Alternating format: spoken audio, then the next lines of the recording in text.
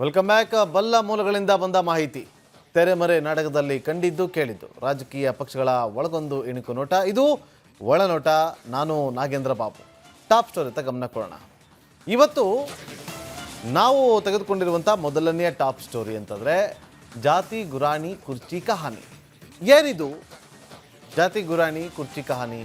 ಅದರ ಬಗ್ಗೆ ನಮ್ಮ ಗೋವಿಂದಣ್ಣ ನೀಟಾಗಿ ಇನ್ನೊಂದು ಸ್ವಲ್ಪ ಹೊತ್ತಲ್ಲಿ ನಿಮ್ಮ ಮುಂದೆ ಬಂದು ಎಕ್ಸ್ಪ್ಲೇನನ್ನು ಮಾಡ್ತಾರೆ, ಮೂಲಗಳ ಮಾಹಿತಿಯನ್ನು ಇಟ್ಕೊಂಡು ಬರ್ತಾರೆ. ಇನ್ನು ಮೊದಲು ಕಳ್ಳತನ ಮಾಡಿ ಆಮೇಲೆ ಕದ್ದ ಮಾಲನ್ನು ವಾಪಸ್ ಕೊಟ್ಟರೆ, ನೋಡಿ ವೀಕ್ಷಕರೇ, ಮೊದಲು ಕಳ್ಳತನ ಮಾಡೋದು ಆಮೇಲೆ ಅದನ್ನು ವಾಪಸ್ ಕೊಟ್ಟರೆ ಕಳ್ಳತನದ ಅಪರಾಧ ಮಾಫಿ ಆಗತ್ತಾ? ನಮ್ಮ ಗೋವಿಂದಣ್ಣನ ಕಿವಿಗೆ ಈ ಗುಸು ಪ್ರಶ್ನೆ ಬಿದ್ದ ಮೇಲೆ ಸುಮ್ಮನಿರೋಕ್ಕಾಗುತ್ತಾ? ಪ್ರಶ್ನೆ ಇದಿಷ್ಟೇ ಅಲ್ಲ, ತಪ್ಪು ಮಾಡಿ ಜಾತಿ ಹೇಳಿದ್ರೆ ಬಿಟ್ಬಿಡೋಕ್ಕಾಗತ್ತಾ? ಈಗ ಆಗ್ತಾ ಇರೋದು ಕೂಡ ಅದೇ. ಒಂದು ಕಡೆ ಗೋಬ್ಯಾಕ್ ಗದ್ದಲ, ಅದರ ಅಬ್ಬರದ ಮಧ್ಯೆ ಈ ಒಂದು ಸುದ್ದಿ ಕೂಡ ಕೇಳಿಬಂತು. ಹಾಗಾಗಿ ನಾವಿವತ್ತು ಇದನ್ನು ಟಾಪ್ ಸ್ಟೋರಿಯಾಗಿ ತೊಗೊಂಡಿದ್ದೀವಿ. ಇನ್ನು ಎರಡನೆಯ ಟಾಪ್ ಸ್ಟೋರಿ ಯಾವುದು ಅಂತಂದರೆ, ಮಾಜಿ ಮತ್ತು ಮೇಮ್ ಸಾಬ್ ಜಿ ಕಾರಣ. ಏನಕ್ಕಿದು? ಯಾರಿಲ್ಲಿ ಮಾಜಿ ಮತ್ತು ಮೇಮ್ ಸಾಬ್ ಜಿ ಕಾರಣ? ಸಿದ್ದು ಪಟ್ಟಿ ವರ್ಸಸ್ ಡಿ ಕೆ ಪಟ್ಟಿ ಇದೆಯಲ್ಲ, ಇದರ ಮಧ್ಯೆ ಖಾಲಿ ಇರುವಂಥ ಒಂದು ಮಹಿಳಾ ಮಂತ್ರಿ ಸ್ಥಾನಕ್ಕೆ ಕದನವೇ ನಡೆಯುವ ಸಾಧ್ಯತೆ ಇದೆ ಅನ್ನೋ ಗುಸುಗುಸು ಶುರುವಾಗಿದೆ. ಇದು ಇವತ್ತಿನ ಎರಡನೆಯ ಟಾಪ್ ಸ್ಟೋರಿ. ಈ ಎರಡು ಟಾಪ್ ಸ್ಟೋರಿಗಳನ್ನು ನೋಡೋಣ. ಮೊದಲ ಸುದ್ದಿಯತ್ತ ಗಮನ ಕೊಡೋಣ. ಸಚಿವ ನಾಗೇಂದ್ರ ರಾಜೀನಾಮೆಗೆ ಒತ್ತಾಯಿಸಿ ಕಲಾಪದ ಕಾವೇರಿದ್ದಂಥ ತಡ, ಕುರ್ಚಿ ಉಳಿಸಿಕೊಳ್ಳೋದಕ್ಕೆ ಜಾಸ್ತಿ ಅಸ್ತ್ರದ ಕಸರತ್ತು ಶುರುವಾಗಿದೆ. ವಾಲ್ಮೀಕಿ ನಿಗಮದ ಹಗರಣ ಆಗಿದೆ, ರಾಜೀನಾಮೆ ಕೊಡಿ ಅಂತ ಹೋರಾಟ ಮಾಡ್ತಿರುವಾಗ ಜಾತಿ ಅಸ್ತ್ರ ಪ್ರಯೋಗ ಮಾಡಿದರೆ ವರ್ಕ್ ಆಗುತ್ತಾ ಕೇಳಿದ್ರೆ, ವಿಧಾನಮಂಡಲದ ಮೊಗಸಾಲೆ ಮೂಲಗಳು ತೆರೆದಿಟ್ಟ ಜಾತಿ ಲೆಕ್ಕ ನಮ್ಮ ಒಳನೋಟಕ್ಕೆ ಕಂಡಿದೆ. ನೋಡ್ಕೊಂಬನ್ನಿ.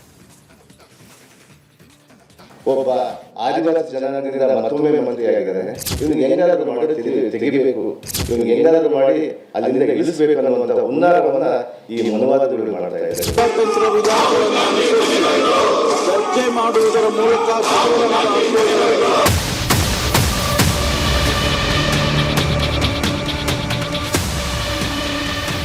ಅನ್ಯಾಯ ಮಾಡಿರೋದೇ ಆ ಜಾತಿಯವ್ರಿಗೆ.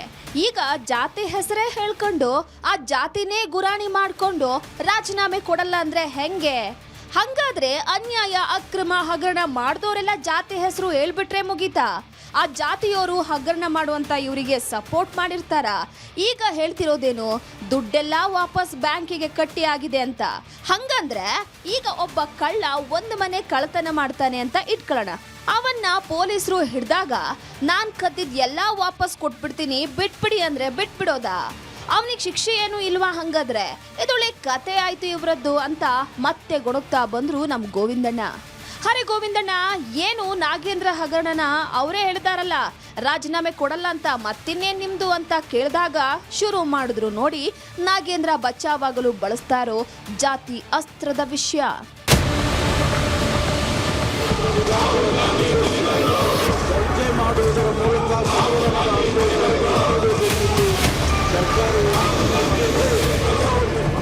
ವಿಷಯ ಏನಪ್ಪಾ ಅಂದ್ರೆ, ವಿಧಾನಮಂಡಲದಲ್ಲೀಗ ವಿಪಕ್ಷಗಳು ಗೋಬ್ಯಾಕ್ ನಾಗೇಂದ್ರ ಘೋಷಣೆ ಕೂಗ್ತಾ ನಾಗೇಂದ್ರ ರಿಸೈನ್ ಮಾಡಬೇಕು ಅಂತ ಕುಸ್ತಿಪಟುಗಳ ರೀತಿ ಪಟ್ಟು ಹಿಡಿದಿದ್ದಾರೆ.